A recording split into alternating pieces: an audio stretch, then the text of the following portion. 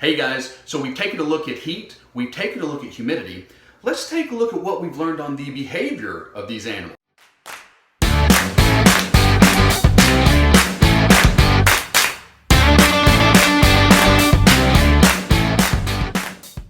Hey guys, welcome back to CNC Reptiles. I'm Chris. I'm Carly. And we are a father and daughter's team that are reptile keepers, or ball python keepers to be specific, that really just enjoy sharing our experiences here on YouTube. And if you are new, please consider liking, subscribing, and hitting that bell. That's right, that's right. And if you're a returning subscriber, guys, we really appreciate your continued support of the channel and appreciate you coming back and watching.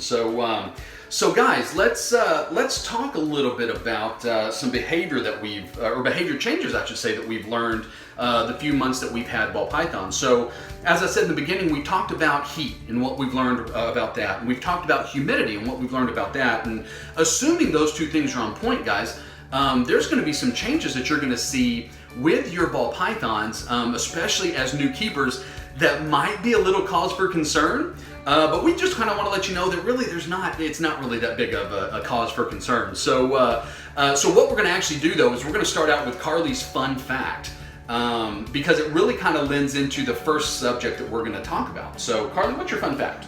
My fun fact is that you will know if you have your snake out and they are doing some tongue flicks, like Cutie and Kalahari are right now, you know that they are comfortable. Yeah. And they know that you're not going to hurt them. Yeah, so basically kind of getting to that inquisitive state, right? Usually if you've got those nice long tongue flicks that you see Cutie with right here, usually means they're pretty comfortable and pretty comfortable with what's going on. And so that's actually the first thing we're going to talk about is their overall behavior.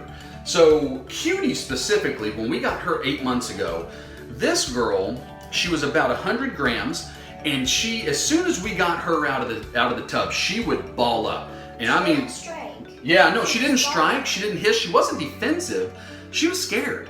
And so she would ball up and you would literally just have her kind of in your hand in a little ball, and it would take her maybe 3, 4, 5 minutes before she'd even decide to uncoil herself. She would just be balled up in a ball.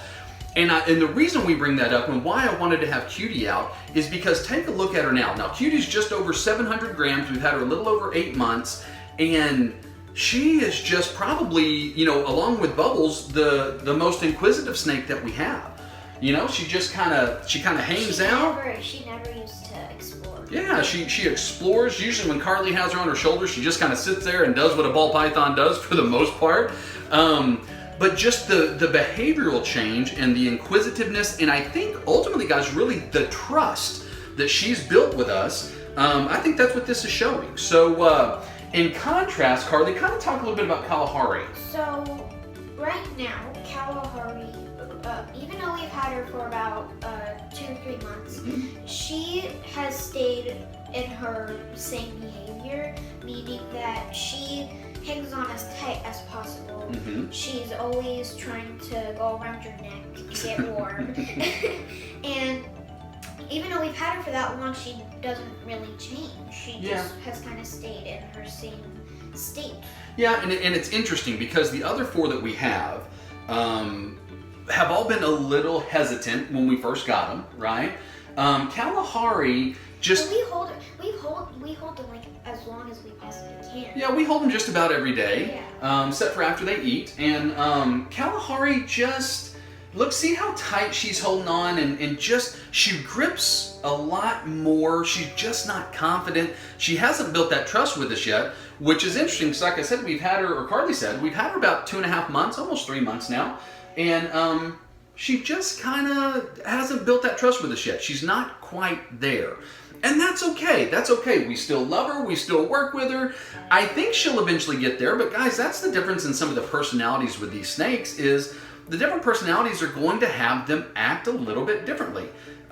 Cutie was quick to get used to us. Kalahari's taken a little bit longer, and there's nothing wrong with that. So we'll keep working with her, and I'm sure that she's going to eventually get there. So now we're going to put these 2 girls up. We'll get a couple more out, and we'll talk about the next topic. All right, guys. So now we've got Peanut and Bubbles out. two of our females that we've had for a while. And we want to talk about the second area that you might, that you might get a little worried about when you see a behavior change in your snakes, and that's during the shed process. So, Carly, talk a little bit about bubbles. So when Bubbles goes into shed, sheds start out in like blue. They kind of darken in color. They get their eyes all cloudy. Yeah, in fact, we'll show a picture right here of actually Bubble when she's gone into blue and her eyes getting really opaque. So. Yeah. So she'll get nice and blue, she'll stay in her hide, she'll get very head shy.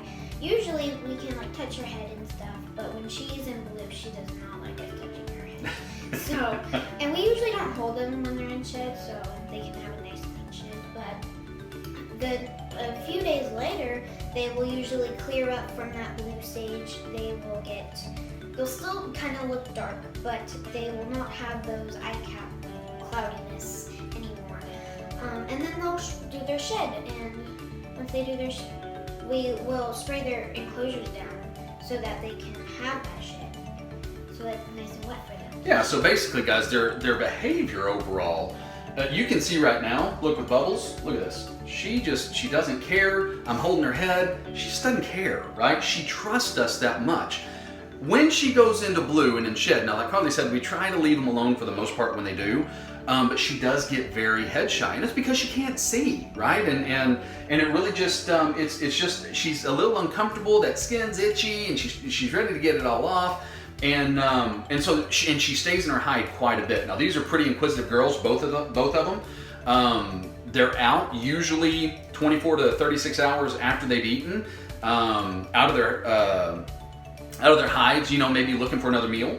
But during their shed cycle, they're almost exclusively in their hide. They don't want to leave it. They really want to stay there.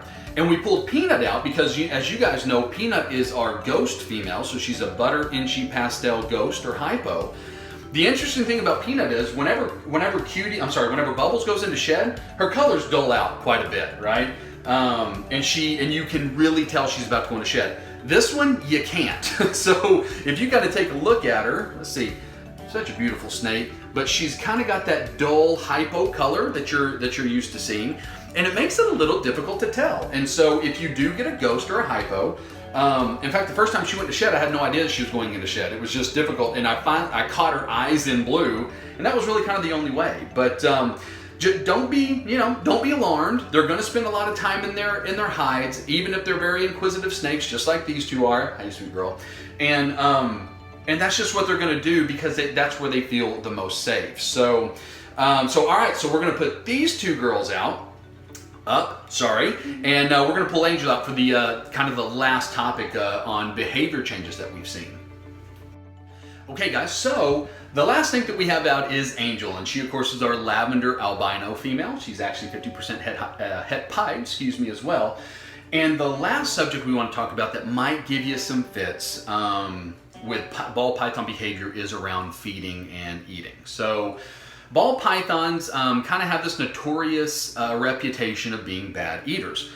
Overall, I'd have to say we haven't experienced that. Although if there's one that's given us kind of the most trouble, if you want to call it that, it's been Angel. So she's actually only not eaten twice since we've had her. Now we've had her since the beginning of February, end of January. First few weeks, she went through 2 stages where she didn't eat for us twice. But she definitely makes us work at times. Now over the past 4 to 6 weeks, she's actually done really, really well. But before that, she would strike it and she would wrap it and then she would leave it. We'd have to reheat it, and she would strike it and she'd wrap it and she'd leave. And so we ultimately think we found the code to unlocking her eating successfully. What we did is we put her on Reptichip, and maybe that kind of caused her some stress a little bit too soon. We put her back on paper towels, and then about 3 weeks ago we were able to put her back on Reptichip, and she's eaten fine since then. We make sure that the rodent that we're giving her is very well heated. So if you've been with the channel for a while, you know that we actually use a hair dryer, and we heat the head. So for the size rodent that she has, typically we should only have to heat it about 25 to 30 seconds. I make sure it's nice and warm That way she doesn't maybe lose track of it. So I may heat it for 40 to 45 seconds, make sure it's nice and warm.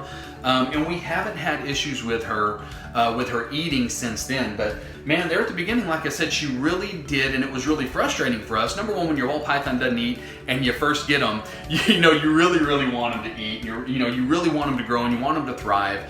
But she kind of gave us, again, a run for our money.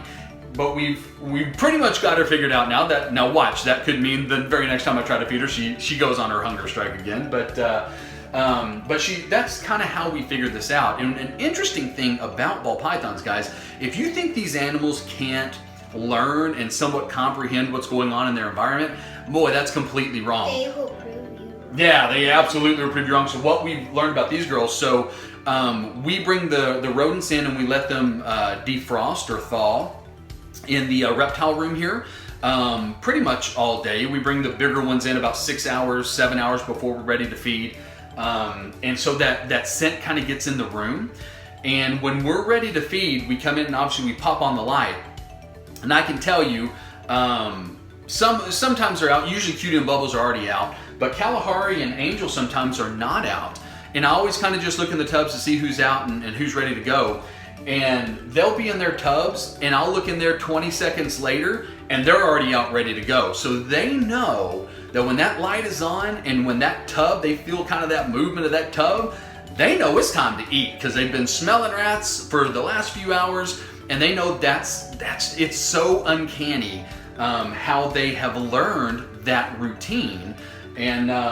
And all of them are eating really great here. So guys, that's about it. That's the different behaviors that we've learned, how they've changed over time. We expect to hopefully learn more. I've always said this. I've said this a million times on this channel, it feels like. These guys will teach you everything you need to know. You just got to be willing to listen. So guys, appreciate you coming along again with us, and we'll see you in the next video. Bye.